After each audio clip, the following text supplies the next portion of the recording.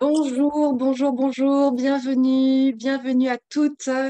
Quelle joie de vous retrouver ici en cette journée internationale des droits des femmes. Tous les mots qui se triplent aujourd'hui et encore plus que jamais.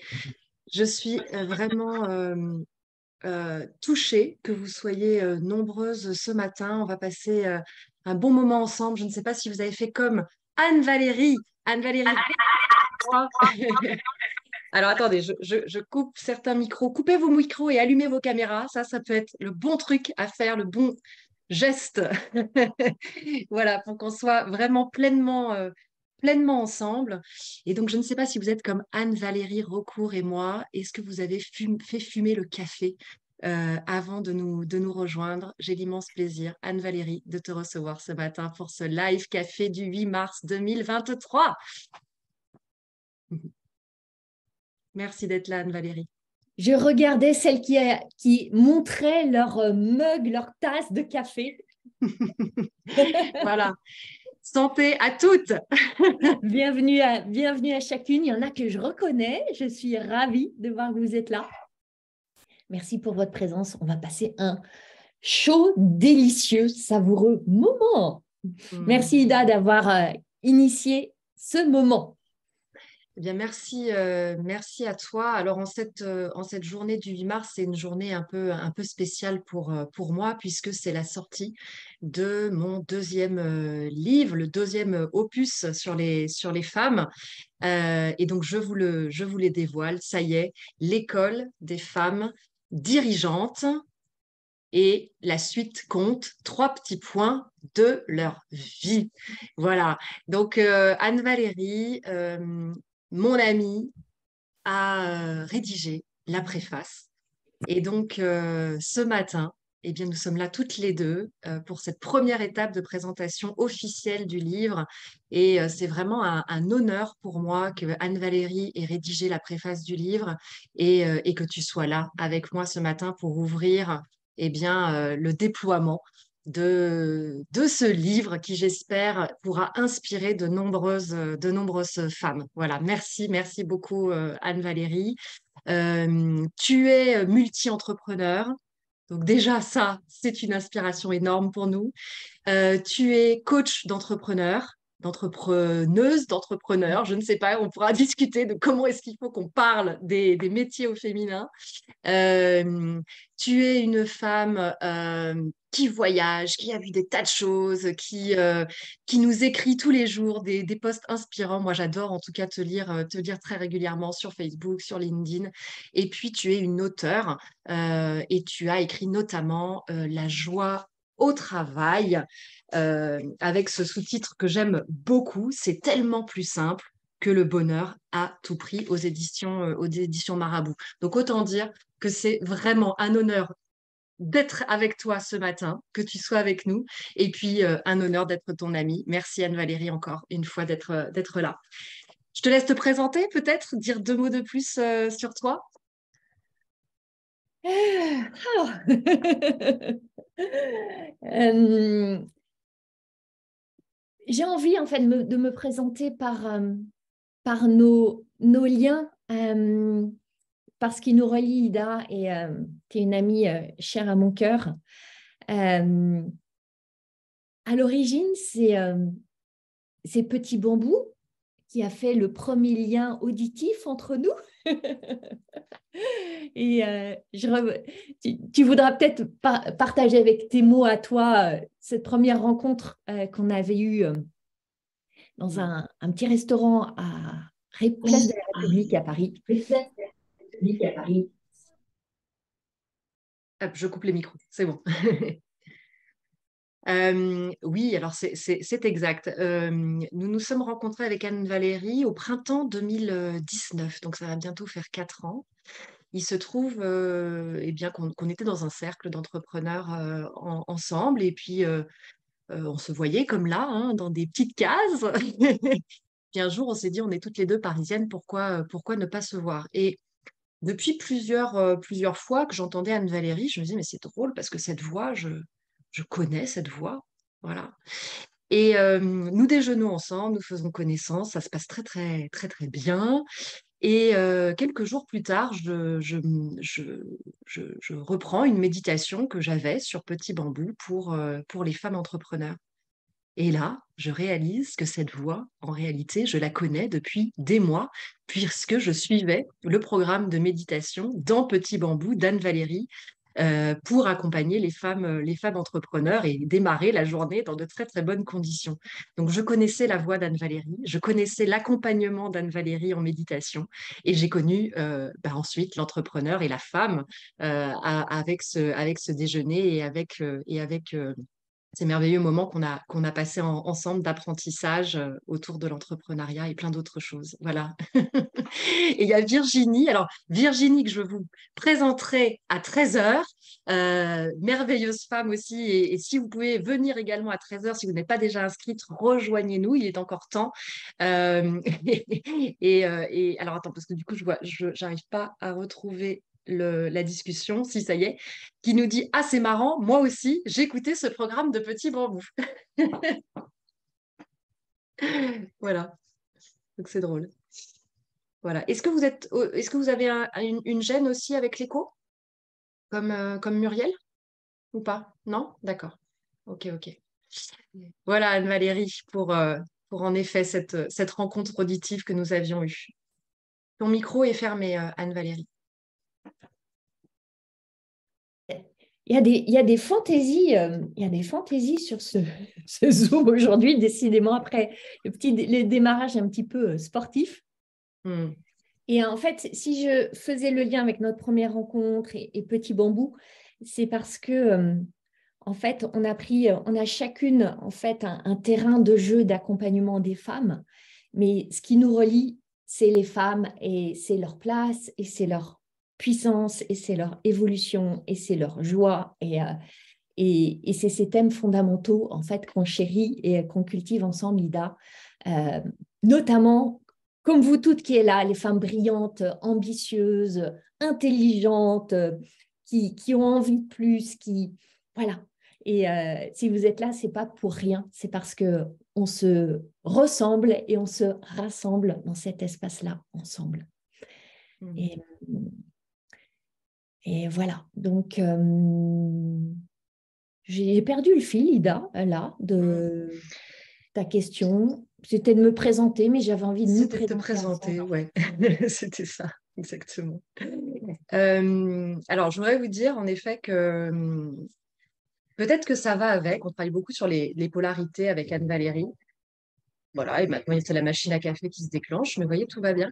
Euh, la sortie d'un livre, c'est un accouchement, c'est un moment très, très important. Pour ma part, c'est le deuxième. J'ai envie de dire, moi, j'ai pas fait de bébé toute seule, j'ai 4 enfants avec mon mari, mais les livres que j'ai faits, je pense que c'est un peu des bébés que j'ai fait toute seule, même si je me suis largement entourée et fait accompagner, mais euh, en tout cas, aujourd'hui, je veux dire, c'est une démarche très, très personnelle et que je porte seule. Euh, et, euh, et cette deuxième naissance-là, elle arrive dans un moment qui est assez challengeant pour moi. Donc, vous m'excuserez peut-être ce matin de pas être tout à fait aussi carré que d'habitude, j'ai envie de dire. Mais voilà, je suis challengée par pas mal de choses, aussi bien à niveau personnel que pas professionnel. Mais bon, bref, certains événements. Et je crois que finalement, ça va bien avec ce qu'on veut vous dire ce matin, c'est que euh, le propos de mon livre, c'est que quels que soient les événements qui nous arrivent, le plus important, c'est de conserver sa trajectoire, son objectif, sa direction. C'est pour ça que le livre s'appelle Femmes dirigeantes de leur vie. Je m'adresse à des femmes dirigeantes, souvent des femmes qui sont cadres, qui ont des responsabilités, etc. Donc en soi, elles portent un peu cette étiquette, elles portent un peu ce statut. Mais si j'ai rajouté 3 petits points de leur vie, c'est que être une femme dirigeante, pour moi, n'est pas une fin en soi. Le plus important, c'est de conserver l'objectif et la direction que l'on souhaite donner à sa vie, quelles que soient les circonstances qui peuvent venir entraver le chemin. D'accord. Et c'est vraiment le message que j'ai envie de vous faire passer ce matin. On a décidé avec Anne-Valérie de faire une interview croisée. Anne-Valérie travaille actuellement beaucoup sur les questions d'accès à l'argent pour les femmes. Je pense que c'est un sujet qui est encore trop peu mis en avant pour les femmes. Moi, j'avais écrit un article sur LinkedIn il y a un an à peu près où j'avais écrit L'argent, c'est vulgaire et pour les femmes, c'est pire. Et bien, je crois qu'il est vraiment temps que l'on parle de ce sujet pour les femmes, que les femmes euh, se protègent financièrement. Et donc, on va aussi parler de ça ce matin. Et puis, on va aussi vous délivrer quelques passages du livre qui, j'espère, pourront vous inspirer. Voilà pour le programme et on est ensemble à peu près jusqu'à 10 heures. Voilà. Alors, peut-être pour démarrer, Anne-Valérie, moi, j'avais envie de te demander qu'est-ce qui t'a donné l'envie, l'élan et l'amitié d'écrire la préface de l'école des femmes dirigeantes de leur vie? Oh, il y a l'amitié, la tendre affection que j'ai pour toi, Ida, bien sûr, et j'ai envie d'avancer ça en premier. Et puis, derrière ce voile-là, il y a ce thème, cet activisme, cet engagement, comme je l'évoquais tout à l'heure, qui est notre engagement commun pour les femmes, des femmes au service des femmes. Et j'avais lu évidemment ton ouvrage précédent, Femme, justement, avec un S, et j'avais adoré. Et pour moi, je te connais, Ida, et je connais ton intelligence, ta profondeur de propos, la, la, la, comment dire, la brillance de tes neurones, si je puis dire. Et je sais que ta posture de féministe est intelligente. Euh, j'ai, pour ma part, parfois des difficultés, en fait, à me reconnaître, à me positionner dans ce vaste océan du féminisme où je ne me reconnais pas toujours, où je me sens parfois perdue dans certains discours qui sont extrémistes, qui sont radicaux, qui sont purement binaires. Et en même temps, je suis fondamentalement engagée pour que les femmes puissent vivre pleinement leur vie, librement leur vie, intensément leur vie. Et le véhicule que j'ai choisi, c'est l'entrepreneuriat. Et tu as choisi un véhicule cousin, Ida. Et je savais que ton livre, même si quand tu me l'as demandé, je ne l'avais pas encore lu, je savais qu'il saurait embrasser des subtilités, plein de jolies facettes du sujet, de reconnaître les femmes en tant que femmes, pas en tant que double ou clone des hommes, ce qu'on voit souvent dans des discours féministes. Et pour moi, c'était salvateur, en fait, ce livre. Et je l'ai vécu comme un honneur. Et tu as vu, Ida, mon élan quand tu m'as demandé, où je t'ai sauté dans les bras en disant oui. Je savais que ce livre, il serait qualitatif, il serait subtil, il serait délicat, il serait profond. Et qui mieux que toi pouvait l'écrire. Donc, c'était un honneur et une joie pour moi de te dire ce grand oui en lettres capitales. Merci. Qu'est-ce qui, toi, t'a fait écrire sur d'abord la joie au travail et aujourd'hui prendre en main ce sujet de l'entrepreneuriat au féminin et plus largement de l'argent au féminin? Comment ça s'est passé ce cheminement-là? Ouais. Je crois que pour beaucoup d'entre nous, on aime transmettre, partager, enseigner ou simplement porter un message sur des choses qu'on est nous-mêmes amenés à traverser, à travailler, à transcender. Et c'est souvent, et c'est notre chance, Ida, et pour celles ici qui sont aussi dans des métiers de l'accompagnement au sens large, ou qui ont une position dans une entreprise où elles peuvent faire bouger les lignes, on a cette chance de vivre des choses, de les incarner, de les transformer, de les alchimiser et de les redonner au monde. Je trouve ça extraordinaire. Et j'ai juste envie, Anne-Valérie, ouais. de m'arrêter sur le mot alchimiser, parce que c'est un des noms de ton programme, alchimiste, je crois. Alchimissime, un de mes vieux Alchimissime, programmes. alchimissime. Mais voilà, se rappeler que l'alchimie, c'est prendre ce qui est là, et parfois, c'est pas génial, voilà. Et c'est le transformer en or. C'est ça que faisaient les alchimistes, hein. Ils prenaient le plomb, Voilà. la lourdeur, le côté gris et sombre du plomb pour le transformer en or. En tout cas, c'était leur quête. Ouais. Je ne suis pas sûre qu'il y en ait un qui ait jamais réussi parce que ça se saurait. Mais j'adore Oui, cette métaphore de l'alchimie. mais ouais, et puis ça met en avant justement leur quête. Et je crois que c'est ça dont on parle aussi toutes les deux euh, et ce que je disais au tout début, c'est-à-dire quoi qu'il arrive, en fait, être dans cette direction, être dans cet élan, être dans cette quête justement de la transformation vers un espoir, vers quelque chose qu'on veut atteindre. Est-ce que ça te parle, ça? Est-ce que Ouais. ça vous parle aussi? Et je crois que pour beaucoup des femmes qu'on accompagne, Ida, toi, Ida, et moi, qui sont des femmes gourmandes, avides, on accompagne des femmes en quête, en fait. Chacune à notre manière.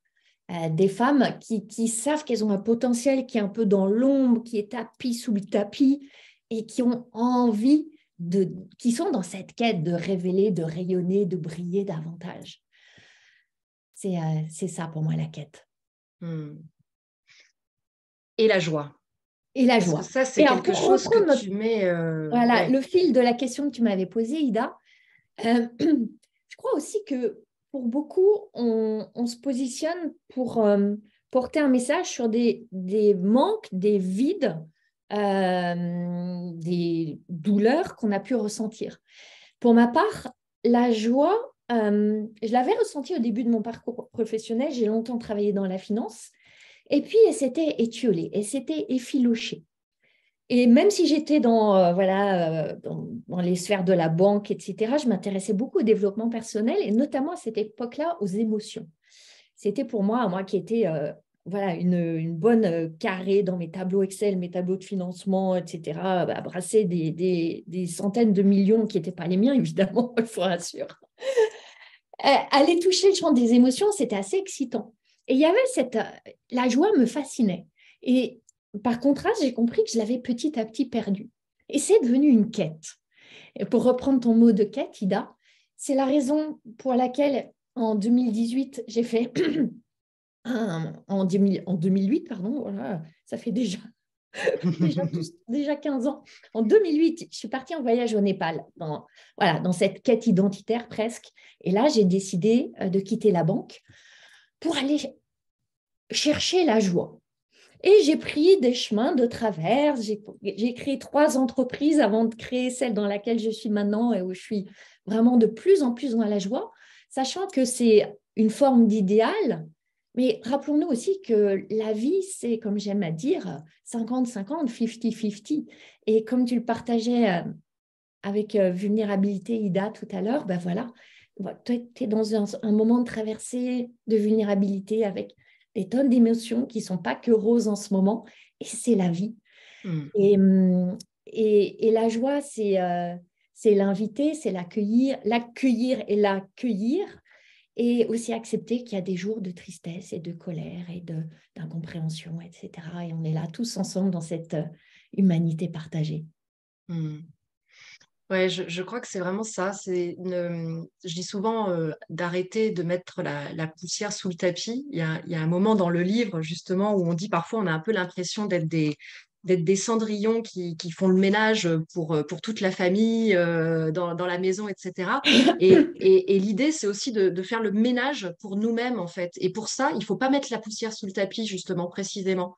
Il faut accepter, voilà, d'être ce qu'on a dit une cendrillon badass, c'est-à-dire voilà, on y va, on prend le balai Vous savez, un peu en air guitare, là, et puis on y va, quoi. On va faire le grand nettoyage de tout ce qui nous encombre, en fait, et pour pouvoir se libérer. Mais en même temps, cette poussière, bah, c'est la vie. Elle est là et elle va même revenir. Vous savez quoi? C'est que la poussière, ça revient. Et donc, c'est pas un problème en soi. La problématique, ce serait justement de faire comme si ça n'allait pas revenir, comme si on n'avait pas à s'en occuper et de mettre ça sous le tapis. Donc, voilà, allons-y, prenons les outils qui sont entre nos mains et faisons le grand nettoyage de printemps. Là, ça va bientôt être la possibilité. Et donnons-nous voilà, les outils pour pouvoir faire avec ces situations que la vie nous amène. Et ça fait partie, en effet, voilà, de notre humanité et de ce que nous avons à traverser. C'est sans doute ça aussi la quête, c'est sans doute ça aussi, euh, comment dire, le parcours initiatique peut-être de la vie. Et quand on accepte de le faire, je trouve que c'est merveilleux en fait. Voilà. Ida, j'ai envie de rebondir Mm. parce que j'ai sélectionné 2 ou 3 passages de ton ouvrage que j'avais envie de partager. Et là, il y en a un de ceux que j'avais choisi qui est en parfaite écho avec ce que tu viens de partager. Donc, j'ai envie Mm. de le lire là et de partager une question qui m'était venue en lisant ce passage. C'est vraiment pour moi un message puissant et pétillant aussi que j'adore. Voilà, je lis. Nous sommes toutes capables de remettre nos croyances en question et de sortir de nos schémas tout faits pour créer quelque chose de nouveau. Vous avez l'impression d'être devenu une Cendrillon. Alors ayez le courage de sortir de votre servitude et reprenez votre pouvoir. Soyez une Cendrillon badass. Dépoussiérez, faites de la place, triez l'ancien, jetez par la fenêtre tout ce qui ne vous sert plus. Aérez votre mental, cassez les codes et faites entrer le neuf dans votre vie. Parce que si vous ne le faites pas, vous risquez gros. Voilà, j'ai adoré ce passage parce qu'il résonne vraiment aussi avec le message que je transmets aux femmes entrepreneurs que j'accompagne. Et là, j'ai initié un nouveau programme d'accompagnement et je les invite à rentrer en rébellion, à lâcher les injonctions, à cesser la soumission. Et j'adore, Ida, ce mot que tu as mis de Cendrillon badass. Alors, nous, on connaît entre nous, c'est un petit mot clin d'œil. Badass, peut-être que toutes celles qui participent ici ne savent pas ce que c'est. Est-ce que tu pourrais nous dire ce que c'est une Cendrillon badass? Que rien que d'en parler, j'adore cette expression. Alors déjà, il y a Muriel qui adore aussi. C'est chouette. Et puis il y a Paula qui disait transformer ce balai en baguette magique. Et ouais, en baguette magique ou en guitare rock, tu vois. Pour reprendre aussi un des piliers de ce que je vous transmets, hein, le rock ROC avec le K entre parenthèses, hein, pour parler de la responsabilité qu'on peut prendre, de l'ouverture qu'on peut avoir vis-à-vis de la vie et de la coopération, des coopérations qu'on peut mettre en place, comme ce qu'on est en train de faire ce matin finalement. Et le rock dans le sens quelque chose qui nous permet de nous ancrer, d'être solide, d'être plein.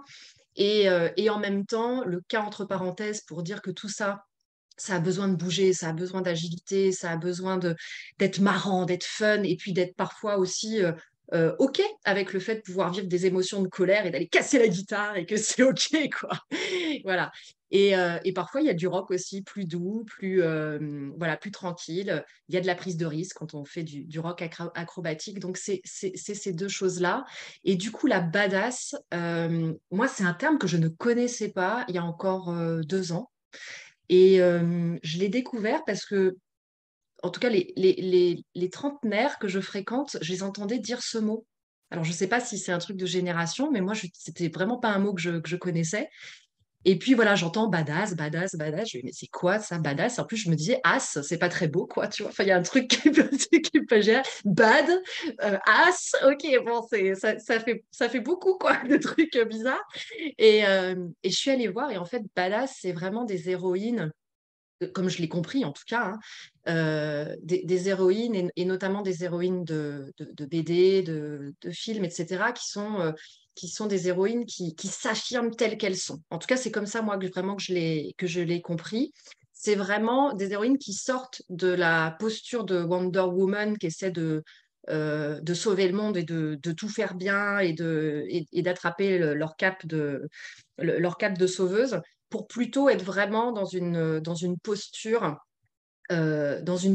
battante. D'ailleurs, en disant ça, ça me fait penser à une des citations qui est pour le coup là dans Femmes, et qui est une citation de la psychanalyste Elisabeth Roudinesco, qui dit « Élever les femmes dans une position conquérante, pas dans une position de victime dépressive ». Voilà, et ben pour moi, c'est ça une badass en fait. Voilà, c'est une femme qui cherche à assumer, à savoir qui elle est et à assumer ça et à aller se défendre ensuite pour pouvoir aller à la quête de cette expression de soi. Voilà. Mais merci, Ida. Ça me... Petit clin d'œil à certaines de mes clientes qui sont là dans le programme. Je les invite à réveiller la Madonna qui est en elles. C'est ça, une Madonna ou une Rihanna aussi, qu'on aime ou qu'on n'aime pas leur style ou leur musique, c'est pas ça le sujet. Elles s'assument, elles se montrent, elles sont là. Elles portent leur voix au sens propre et au sens figuré. Et c'est ça qu'on est appelé à faire en fait. Et je crois qu'on a un rôle essentiel à jouer en réveillant la badass en nous. Et j'adore l'expression de transformer le balai en baguette magique. Mais ouais, c'est ça. Ouais. Je crois que c'est hyper important. Moi, je suis vraiment en train de connecter aussi en ce moment à l'idée que on célèbre aujourd'hui la Journée internationale des droits des femmes et on est en France et nous sommes françaises, voilà, autour de la table. Et je crois qu'il y a aussi, pour moi, hein, vraiment, ce devoir en tant que femme française, avec les droits que nous avons, nous, en France, d'honorer cette possibilité en France d'être des badass. Parce que c'est pas partout le cas, c'est pas partout possible pour les femmes de le faire. C'est même pour certaines des retours en arrière sur les derniers mois. Je pense à l'Afghanistan où les femmes sur les 10 dernières années avaient pu enfin accéder à l'enseignement et c'est fini depuis cet été avec le retour des régimes talibans. C'est des femmes en Iran qui pour celles qui le souhaitent, ont voulu enlever le voile et qui s'en trouvent entravées. C'est aux États-Unis un retour en arrière sur la possibilité d'avorter. Donc, pour moi, il y a vraiment aussi le fait que nous sommes des femmes françaises avec encore du chemin à faire en termes d'acquisition de droits et nous avançons petit à petit.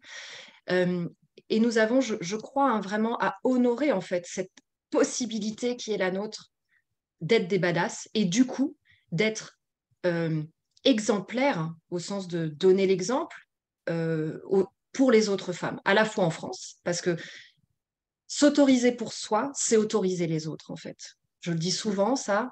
Hein, si faire cette démarche pour vous de libération, c'est amener les femmes qui sont autour de vous à pouvoir le faire aussi. Quand on s'autorise, on autorise les autres. Quand on s'interdit, on interdit les autres.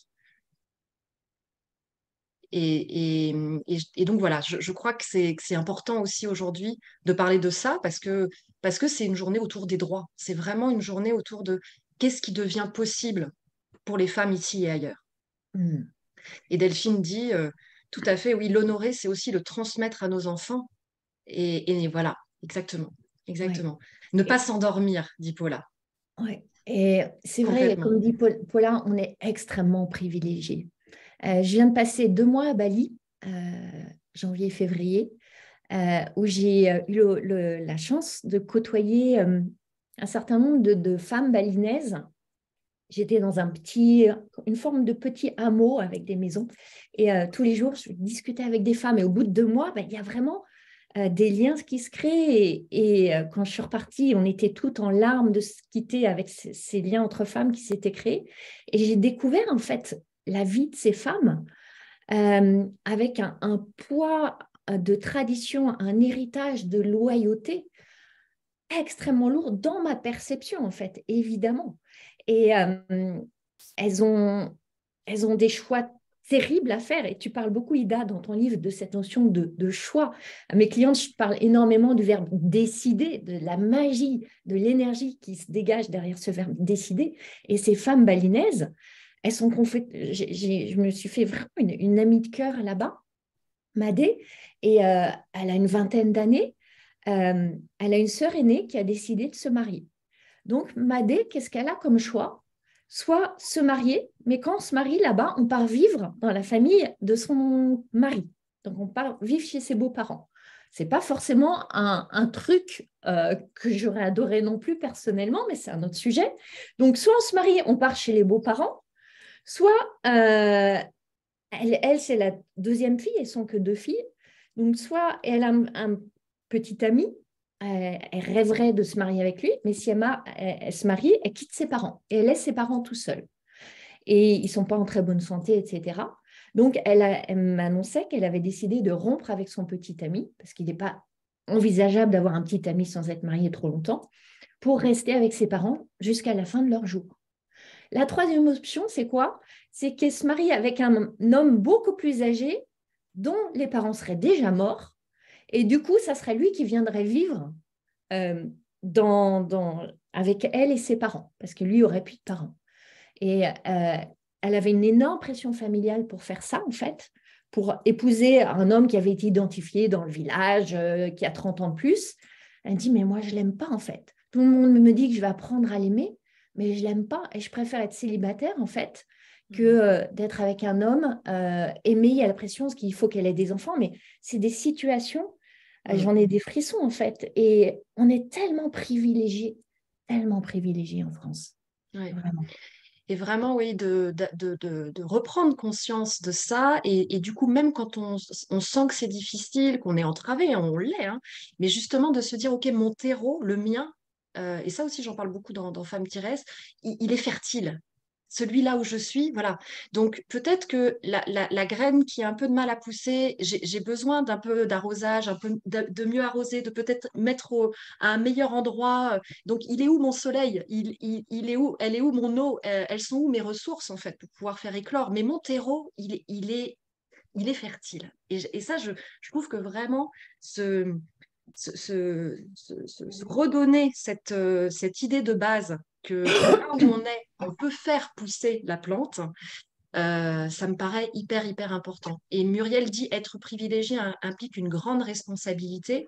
Et du coup, ça me permet, merci Muriel, de redire ce qu'il y a de magique dans ce mot responsabilité. Et moi, je ne l'avais pas bien compris. Je confondais beaucoup responsabilité et culpabilité, en fait, hein, comme une espèce de poids sur les épaules, comme ça, qui est trop lourd à porter. Et un jour, j'ai entendu Michel Butor à la radio dire la responsabilité, c'est l'habilité à répondre. Simplement reprendre l'étymologie du monde, du mot, du monde. C'est joli, l'étymologie du monde. C'est un beau lapsus. L'étymologie du mot. Je suis habile à répondre. Je peux faire quelque chose. Vous voyez, l'ouverture qui devient, qui se présente à nous à partir de là. Donc oui, voilà, être privilégié d'avoir l'habilité à répondre. C'est merveilleux. Et ensuite, ben, je vais mettre en place les choses les unes après les autres. Je vais rencontrer des obstacles, je vais rencontrer des situations difficiles. Je vais être un peu perturbée par des choses qui arrivent, voilà, comme je vous le disais en tout début de. Et en même temps, ben, je suis là, je suis en train de vous parler, je suis en train de partir là dans vraiment ce qui est mes convictions profondes et je peux vous les délivrer parce que je suis habile à répondre face à ça. Et je ne suis pas du coup absorbée, happée par l'extérieur qui veut me tirer par le bras ailleurs. Voilà. Donc ça c'est vraiment quelque chose de magique. Et Muriel dit, j'avais peur de ce mot aussi, jusqu'à très récemment, j'ai pu voir la joie qu'il y a derrière. Voilà, exactement. Exactement. Et pour... Du coup, j'aimerais moi aussi, parce que pareil, ça résonne sur un passage de la préface que tu as écrit et qui prolonge cette idée de comment on honore ça, parce que souvent, c'est vrai, comment dire, on n'est pas tout à fait satisfaite de ce qui nous arrive et puis on râle un peu. Vous voyez, moi, je travaille beaucoup avec J'arrête de râler de Christine Levicki, notamment dans le programme, on vous délivre ce truc qui, pour moi, a changé ma vie en 2016, clairement. Voilà. on râle un peu, on n'est pas très content, on est comme ça, mais bon, c'est ça la vie, hein, c'est comme ça les choses. Et puis il y a d'autres gens qui vous persuadent aussi que finalement, hein, c'est pas si mal, hein, tu vas pas te plaindre non plus. Et puis voilà. Et tu as écrit à un moment euh, qu'avec tous ces trucs-là qui nous vont pas, mais voilà, qu'on fait avec, et puis finalement la vie c'est comme ça, tu écris cette phrase que je trouve géniale. Elles sont contentes, mais elles sont mécontentes. Et donc, c'est ce que tu disais tout à l'heure. Arrêtons de nous contenter, en fait. Et soyons contentes. Voilà. Dépassons, si les choses ne nous conviennent pas, faisons en sorte de les transformer. Ouais, j'adore ce paradoxe qu'il y a entre être contente, dans le sens d'apprécier, d'être dans la gratitude, d'honorer le privilège qu'on a, de goûter à tout ce que les femmes avant nous ont conquis déjà et sur lequel on peut s'asseoir aujourd'hui. Être contente de ça, être fière aussi, et ne pas s'en contenter aussi. Ne pas s'en contenter dans le sens de désirer plus, de vouloir plus, de se mettre en mouvement, d'agir. Donc, j'adore les paradoxes de manière générale et cette tension entre ouais, être contente, parce que là, il y a une énergie extraordinaire créatrice dans la gratitude, et ne pas s'en contenter et aller vers nos désirs. Et c'est une très belle tension, je trouve, et c'est une tension créatrice. Anne-Valérie, l'argent. Je veux qu'on parle de l'argent. Et je veux que si tu veux bien, que tu nous dises 3 idées chocs, 2 ou 3 idées chocs sur l'argent avec lesquelles tu aimerais que les femmes de ce matin qui partagent avec nous ce live café repartent. Pourquoi c'est important qu'on parle d'argent aux femmes? Alors, vaste sujet. Est-ce que celle qui est là, vous pouvez, ah là, je m'emballe, on parle d'argent, ça y est, j'ai les idées qui se bousculent dans ma tête. Est-ce que vous pouvez partager dans le chat comment est votre relation avec l'argent? Comment est-ce que vous qualifieriez votre relation avec l'argent? Gwenaëlle, money, money, money. J'adore, on aurait pu se mettre la chanson d'Abba là. Money, money, money. Relation très compliquée. Comme un amant, Muriel. Waouh! Avec une relation tendre, confiante, torride peut-être. Je vois l'argent, j'adore. Parfois houleuse. Ouais. Alors, merci pour déjà de partager tout ce que vous partagez là. Un rapport amour-haine, c'est souvent ça. Pour déjà poser les choses, avant de vous partager en effet 3 idées, 3 clés importantes, et mettre les choses en perspective, ce qu'il faut voir, c'est que nous, les femmes, on reçoit des signaux très particuliers par rapport à l'argent. Et on en vient à traîner pas mal de casseroles avec ce pauvre argent. Les messages que reçoivent les petites filles et les petits garçons, et encore aujourd'hui, même si là, on est un peu dans des stéréotypes et des généralisations, mais c'est encore présent. Et nous toutes, même si on n'a pas toutes le même âge, mais il n'y a personne qui a 10 ans ici, je crois, nous toutes, on a reçu des messages très différents de ceux des petits garçons. On donne aux hommes le rôle de gagner l'argent, le ramener à la maison, le faire fructifier, l'amplifier. On reste dans l'archétype de l'homme qui va ramener le mammouth ou le sanglier dans la grotte et la femme qui va le faire cuire sur les braises. Et du coup, la femme, elle a plus ce rôle de gérer les dépenses du foyer, souvent avec une certaine somme qui lui est ou était allouée. Moi, j'ai vu ma mère, qui pourtant était une femme très libre, épanouie, intelligente, brillante, écrivain, etc., qui avait une somme allouée par mon père, en fait, avec un budget géré. Et elle tenait dans son petit cahier à carreaux ses comptes toutes les semaines. Et on est encore dans ce paradigme fondamental. Et les comportements du petit garçon et de la petite fille, ils ne sont pas jugés de la même manière non plus. Imaginez une petite fille qui va aller s'acheter une babiole à 3 euros dans un magasin. On va lui dire peut-être, « Ah, c'est sympa, tu t'es fait plaisir, dis donc. » Et un petit garçon, le message, ça va être plus bravo, tu sais choisir, tu es indépendant, tu te débrouilles. Ces signaux différents, ils créent des attitudes différentes. Et on ne nous donne pas les mêmes compétences. Les femmes, on va leur apprendre à économiser, à surveiller leurs dépenses, à être prudentes, à dépenser pour faire plaisir aux autres en priorité. On va d'abord dépenser pour la famille, pour les enfants, pour les vacances, avant de se servir soi. L'homme, on va lui apprendre à parler d'argent, à négocier, à se vendre, à s'affirmer, à obtenir une augmentation. Pour les entrepreneurs, à assumer ses prix. Et ça a évidemment des répercussions sur nos parcours de femmes, que ce soit une carrière en entreprise ou un parcours d'entrepreneur. On ne nous donne pas les mêmes compétences. Il y a une injustice fondamentale. Et cette injustice fondamentale, elle se traduit aussi dans le fait que on ne s'enrichit pas en faisant des économies. Or, la femme, fondamentalement, on lui apprend à être économe, à être presque à se protéger d'elle-même. Il y a ce message sous-jacent que la femme, elle est un peu écervelée, irresponsable. Vous voyez, dans les films, on voit la femme qui revient de ses courses avec des tonnes de sacs Gucci, Hermès, Prada, etc. C'est les clichés. Et on prépare comme ça les femmes à avoir une vie financière plus pauvre et les hommes à connaître l'expansion et la croissance.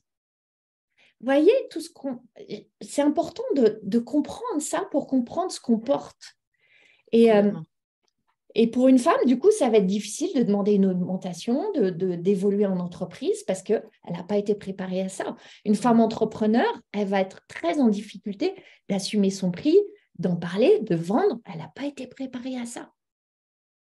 C'est intéressant, il y a Muriel qui dit l'homme apprend à gérer l'argent et les femmes à gérer le manque d'argent. Et tu vois, dans ce que tu dis là, moi, ça me fait beaucoup penser. Donc, moi, j'ai une maman qui a été avocat pendant 25 ans. Après, elle a eu 1000 autres vies professionnelles. Mais pendant 25 ans, j'ai entendu parler de dossiers à la maison. Et elle s'est finalement beaucoup occupée des femmes. Je m'en rends compte maintenant, ce qui est assez drôle. Dans ce qu'elle faisait au niveau droit de la famille, elle défendait beaucoup les femmes dans des situations de divorce. Et en fait, souvent, ce qu'elle pouvait constater, c'est que les femmes avaient dépensé pour le foyer. C'est elle qui faisait le quotidien, quoi, les courses. Voilà. Donc, elles avaient accumulé de la grande valeur de pots de yaourt vides, vides et tout cabossé, vous savez, quand on les met dans la poubelle. Pendant que le mari, lui, avait investi dans l'immobilier, dans la belle bagnole, dans la maison secondaire, etc. Et qu'au moment des divorces, pour peu que les choses n'aient pas été forcément bien faites au niveau notarié, et ben, les femmes se retrouvaient avec leur sac poubelle, hein, et les hommes avec les biens. Et donc, ouais, je pense que cet enseignement, on nous le donne pas nécessairement à l'école, et quand il n'est pas transmis par la famille, et ben c'est un manque, c'est un vrai manque en fait pour les femmes. Ouais. Et j'entendais une autre entrepreneur qui accompagne des femmes et qui disait que elle avait fait une réunion où il y avait des hommes et des femmes dans la pièce, donc plutôt des dirigeants, et qu'elle avait demandé donc de lever la main si les personnes avaient déjà organisé leur plan d'investissement, on va dire, pour leur vieux jour. Voilà. Donc, est-ce que vous avez une assurance ceci, une assurance cela, investi dans l'immobilier pour avoir des revenus passifs, etc. Et seuls les hommes ont levé la main dans cette salle. Et on était avec des femmes dirigeantes. Donc, on pourrait avoir l'idée que ces femmes-là sont plus instruites sur la question, etc. Et ce n'était pas le cas. Et donc, je crois qu'en effet, c'est vraiment important aujourd'hui qu'on puisse aussi parler de ces sujets, qu'on puisse casser le tabou sur qu'est-ce que ça signifie de gagner de l'argent, est-ce que, voilà, bien ou mal, qu'on sorte justement de ces oppositions manichéennes pour vraiment pouvoir permettre aux femmes d'accéder à ce dont elles ont besoin pour leur indépendance, en fait, et pour leur autonomie. Mm. Et, Parce que l'argent nous donne plus de capacité à faire des choix. On ne va pas se le cacher. Moi, il y a une expression qui me pique et m'irrite, c'est l'argent ne fait pas le bonheur. C'est facile de dire ça, en fait. Mais ma mère l'argent, disait, l'argent ne fait pas le bonheur, mais il y contribue. ouais, c'est un peu facile, en fait. Euh, c'est comme une excuse pour se dire, ça devient une excuse, un prétexte pour dire, bon, bah, c'est OK si j'en ai pas tant et je reste là et je m'en contente. Ouais, je suis contente, mais je m'en contente pas. C'est le mouvement dans lequel on a envie d'être parce que, en fait, quand vous avez plus d'argent, vous avez plus de pouvoir de créer un effet d'onde dans le monde. Vous ne créez pas de l'argent pour le garder, le mettre sous votre tapis ou votre matelas ou sur un compte de la caisse d'épargne écureuil. Vous le gardez pour le redistribuer, pour le recevoir et le redonner, pour contribuer plus simplement, pour avoir plus d'impact, pour servir. Et c'est une forme de responsabilité, je crois, qu'on a de désirer plus d'argent. Et j'ai bien dit intentionnellement désirer. Pas pour juste nourrir des besoins fondamentaux, parce qu'il faut bien avoir un toit et nourrir la famille et partir en vacances qu'on en a, etc. Non, de l'argent par désir, parce qu'on est des êtres désirantes et on a aussi envie d'honorer ça. Hmm. Là, on parle de l'argent et je crois que l'argent est un sujet parmi tant d'autres qu'on a à casser, en fait, à briser hein, pour pouvoir. Et du coup, ça me donne là aussi envie de lire un passage que tu as mis dans la préface sur le plafond de verre. Comment est-ce qu'on brise, en fait, tous ces trucs qui nous limitent hein. Et l'argent peut en faire partie. Voilà, j'ai pas d'argent pour déployer mon projet. Enfin, voilà, tous ces sujets-là qui peuvent nous limiter. Alors, qu'est-ce que tu as écrit? Tu as écrit ce plafond de verre, où est-il? Est-ce douloureux quand on s'y cogne? Faut-il le briser pour passer de l'autre côté? Va-t-on en garder des séquelles? Quel va être le prix à payer? Justement, précisément, mais à tous les niveaux, pas nécessairement qu'au niveau de l'argent. Quand elles commencent à penser au prix à payer, elles ont le tournis. Au secours, mon confort, mes certitudes, ma sécurité, mon herbe grasse. Et en plus, il va falloir aller percer ce plafond qu'on a mis sur la tête des femmes. Et un petit peu plus loin, tu écris, ces femmes qui reprennent les rênes de leur vie commencent par ceci. Elles décident que le plafond de verre n'est pas seulement sur leur tête, mais aussi dans leur tête. C'est la prise de conscience nécessaire pour quitter le siège de classe éco, dans lequel elles sont encore placées à l'arrière de l'avion, et aller s'asseoir dans le poste de pilotage. Voilà. Et ensuite, bah, je crois que enfin, toi et moi, on donne des clés. Hein, on donne des clés pour justement aller comprendre ce qu'on s'est mis comme représentation dans nos têtes et qui nous limite à plusieurs niveaux, tous ces héritages qu'on peut avoir et de les transformer justement hein, en quelque chose de différent. Voilà. Anne-Valérie, est-ce que tu veux peut-être rebondir là-dessus et puis est-ce que tu Ouais. aurais envie de peut-être de partager, parce que je sais que tu as lu le livre de manière très détaillée quand tu as écrit la préface, tu n'as pas juste écrit la préface, tu m'as aussi fait l'honneur de lire le livre. Euh, et voilà, si tu as un passage que tu aimerais transmettre aussi à nos auditrices, et après, ce que je vous propose, pour respecter aussi le timing, c'est d'ouvrir les micros et de vous permettre également de nous poser des questions ou de simplement déposer quelque chose que vous avez entendu ce matin et avec lequel vous avez envie de repartir. Donc voilà, Anne-Valérie. Il y en a plusieurs que j'aurais envie de partager, mais je crois que je vais en choisir un qui touche à un mot qui nous anime profondément, toi et moi, Ida. C'est le mot de liberté. Et une des nombreuses choses que j'apprécie tellement chez toi, Ida, c'est ta capacité à incarner cette quête. Hein. C'est aussi une quête, mais à l'incarner dans le présent, dans le cadeau du présent, ce mot de liberté. Et il y a un passage de ton ouvrage qui, pour moi, éclaire vraiment ça. Et c'est celui que je vais partager là maintenant. Tu écris, vous avez l'opportunité de définir vous-même le modèle de femme que vous voulez incarner et de le construire, de le mettre en place dans votre vie.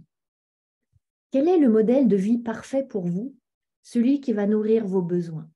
Il ne s'agit surtout pas de passer de votre statut de Wonder Woman à un autre statut tout aussi stéréotypé et illusoire que celui de la maman parfaite. Cessez de vous freiner parce que vous pensez que développer une dimension de votre vie, votre carrière par exemple, ne peut se faire qu'au détriment des autres, famille, couple, peu importe. Des milliers de femmes l'ont prouvé, vous pouvez choisir de ne pas choisir. Vous pouvez choisir de ne pas sacrifier l'un ou l'autre domaine. Vous avez la liberté de placer le curseur où vous le souhaitez, sans nuire à vos autres domaines de vie ou à vos proches. Cela changera tout pour vous et pour eux. Car si vous êtes plus heureuse, votre entourage l'est aussi. Et j'ai adoré ce passage qui parle de ce choix ultime, de cette liberté ultime, ce choix de ne pas choisir. Seulement, ça requiert des choses. Et est-ce que tu pourrais nous dire, pour toi, Ida, qu'est-ce que ça requiert, ce choix de ne pas choisir? Tu en parles dans le livre et je trouve que c'est aussi la beauté du déroulement de donner vraiment des clés concrètes sur, OK, quand je lis ce passage, il y en a peut-être parmi vous qui se disent choisir de ne pas choisir, c'est un beau concept, mais tu donnes les clés justement, Ida. Et est-ce que tu pourrais donner une ou deux clés justement extraites du livre là pour toutes celles qui sont là? C'est presque le point le plus important, je pense, et sur lequel j'écris maintenant depuis 2017, en vrai. Et je crois que c'est la grande injustice entre les hommes et les femmes, pour le coup. C'est-à-dire qu'un homme ne se pose pas du tout la question de choisir entre ses différentes vies, en fait. Moi, j'avais un boss à la SNCF, polytechnicien, directeur général d'une des directions, 40 000 bonhommes en dessus de lui. Il avait 7 enfants. Enfin, il a toujours 7 enfants d'ailleurs. Il a 7 enfants. Il s'est jamais posé la question de est-ce qu'il pouvait faire Polytechnique, est-ce qu'il pouvait devenir directeur général au sommet du monde de la SNCF, est-ce qu'il pouvait faire des enfants, est-ce qu'il pouvait être... alors, il n'était pas prêtre parce que, comment ça s'appelle, tu sais, quand tu es civil, mais que tu peux avoir des engagements dans l'Église. Diacre? Non, Diacre. Diacre, ouais. Voilà, donc il était diacre, donc il avait des engagements aussi spirituels, associatifs, etc. Enfin, il avait une vie multiple, quoi, ce monsieur. Il s'est jamais posé la question de est-ce que je dois choisir? Voilà. Et je pense qu'il y a vraiment cette injustice pour les femmes qui portent encore ces poids d'héritage en fait des fonctionnements de nos fonctionnements sociaux depuis voilà des siècles et des siècles et en fait quand on est rentré dans le monde du travail à des niveaux de responsabilité en fait on a pris tout le package en fait on n'a pas transformé la manière dont on prenait l'ensemble des responsabilités de la vie. Voilà, donc les femmes sont parties au boulot avec le boulot de la maison. Et ça, c'est pas moi qui l'avais écrit, c'est une sociologue au moment du confinement. Mais c'était déjà vrai avant le confinement. C'est bien que le confinement l'ait révélé, mais enfin, je pense qu'on aurait pu écrire là-dessus bien avant. Elle disait, les femmes se sont rendues compte qu'elles vivaient la vie des femmes des années 50 avec un travail en plus. Voilà. Mais ça fait du coup depuis les années 70, en fait, qu'on vit ça. Depuis qu'on a été invité à la table des décisions. Et donc, mon propos, c'est aussi de dire, choisissez de ne pas choisir. Et maintenant aussi, positionnons-nous non plus en invité. Ça suffit d'être sage, de ne pas ouvrir les placards, de s'adapter à notre hôte, en fait. Devenons copropriétaires. Il est temps, voilà, de dire que de la même manière que vous, messieurs, eh bien oui, nous voulons tout. Et ça demande, c'est pas impossible en fait, ça demande juste une réorganisation sociétale de l'organisation du travail, et là c'est la psychologue du travail qui parle, de l'organisation du travail, de l'organisation de la société, de l'organisation familiale, de la répartition des tâches parentales, domestiques, etc., des coopérations à mettre en place en famille, mais pas qu'en famille, avec aussi les métiers d'aide à la personne. Voilà, c'est vraiment toute une organisation de société à revoir. Et je crois qu'on a en plus des opportunités formidables à créer avec ça. Des opportunités d'emploi, des opportunités de coopération, des opportunités d'intelligence collective, parce que plus il y a de diversité, donc plus il y aura de femmes autour des tables de décision, des hommes, des femmes, et toutes sortes de choses, je veux dire, avec toutes les couleurs que ça peut avoir, et bien plus on crée de l'intelligence collective. Donc c'est aussi des nouvelles opportunités, c'est aussi de la créativité, etc., etc. Donc, voilà, choisir de ne pas choisir, c'est pas juste un truc de capricieux qui tape du pied en disant je veux, je veux, je veux. C'est juste remettre les choses à la bonne place. Voilà. Merci, Ida. Est-ce que vous avez des questions, des remarques ou des pépites que vous avez envie de partager avec nous là ce matin avant qu'on ne se quitte? Si on peut se donner encore 5 minutes. Ce serait vraiment top de repartir aussi en vous ayant entendu. Vous avez déjà mis pas mal de choses dans le chat, hein, rééquilibrer l'éducation de nos filles et de nos garçons, Paula, déployer les créativités, devenons copropriétaires, ça parle beaucoup à Stéphanie. L'injonction aux petites filles de sois gentille, fais plaisir, comment est-ce qu'on sort de ça aussi, etc. Voilà. Voilà, je vous invite à ouvrir vos micros pour aller un petit peu plus loin. Muriel. Ouais, allez, je me lance. Super, merci. Bonjour, vraiment un grand merci pour cet échange et pour la richesse des réflexions et pour la richesse des visions qui ont été mises en commun ce matin. Moi, ça me fait tellement chaud au cœur parce que c'est aussi mon cheminement personnel et je suis en joie, je suis fascinée de voir autant d'éclosions de conscience et autant de volonté de mettre du concret et de mettre une vraie transformation au cœur de la vie, là en l'occurrence des femmes et des femmes entrepreneurs. Et je trouve ça tellement réjouissant, emballant, euh, exaltant. Voilà, ça vient nourrir, mais tout ce pourquoi moi je vis en fait au quotidien. Et voilà, et plus il y a de voix comme ça, et plus il y a d'êtres qui acceptent de se déployer là-dedans, plus le monde va pouvoir se transformer. C'est pour moi une certitude, c'est une foi, et voilà, donc vraiment merci d'amener tout ça dans ces espaces, quoi. Et j'ai commandé le livre, j'ai hâte. Ah, merci. Voilà. Merci. Muriel. Ouais. Et c'est ça, oui, l'autorisation qu'on se donne à soi, c'est l'autorisation qu'on donne aux autres. C'est vraiment, vraiment ça. Et plus on peut. Et c'est des exemples du quotidien, ça aussi, je le dis souvent, c'est vrai on a des figures très emblématiques, Simone Veil, Gisèle Halimi, Simone de Beauvoir, etc. Simplement, je dis souvent, on les voit à la fin, en fait. On a cette idée du modèle, mais une fois qu'elles sont arrivées quand même à une place, hein, qui du coup est une place presque d'icône. Mais il ne faut pas se leurrer, elles sont devenues Simone de Beauvoir, elles sont devenues Gisèle Halimi. Gisèle Halimi, elle arrive des faubourgs de Tunis, où elle vivait dans une famille où on considérait que les filles n'avaient pas besoin d'aller à l'école. Donc, voilà, je trouve que parfois, quand on regarde ces images-là, on est un peu impressionné. Et donc, c'est aussi important que les femmes en quête parlent justement du chemin pour que ça devienne aussi accessible pour toutes, en fait. Et voilà, devenir, ça c'est le livre de Michelle Obama, mais considérer aussi voilà, que nous sommes toutes en chemin et que voilà, et donc et que c'est possible de le faire.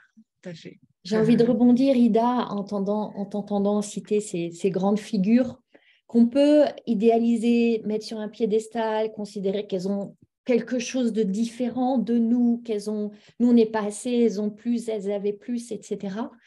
Et comme tu le disais, Ida, se rappeler que, en fait, j'aime réaliser que ces chemins de grandes figures ou de personnes qui ont créé des grandes choses dans le monde, ça a commencé par une pensée, juste une graine de pensée. Et si c'était possible? Et si j'y allais? Et si j'osais? Et si je le faisais? Et si je m'autorisais? Et si je me donnais cette permission? Ça commence par une pensée, une idée, une étincelle d'imagination. Ça commence juste par ça, en fait.